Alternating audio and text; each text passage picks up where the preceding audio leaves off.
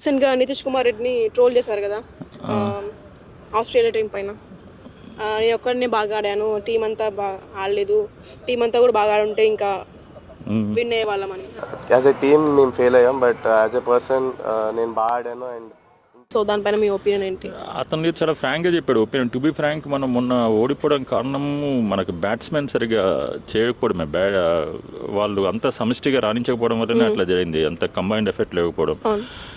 ఇంకోటి ఆస్ట్రేలియాలో who is that bowler కొత్తగా వచ్చాడు చూడండి, అతను ఎవరన్నా ఇంజురీ అయితే వచ్చాడు. అతను చాలా బాగా బౌల్ చేశాడు. అతను Scott Boland made the difference actually. Scott Boland almost 16 to 17 wickets తీసుకున్నాడు అతను.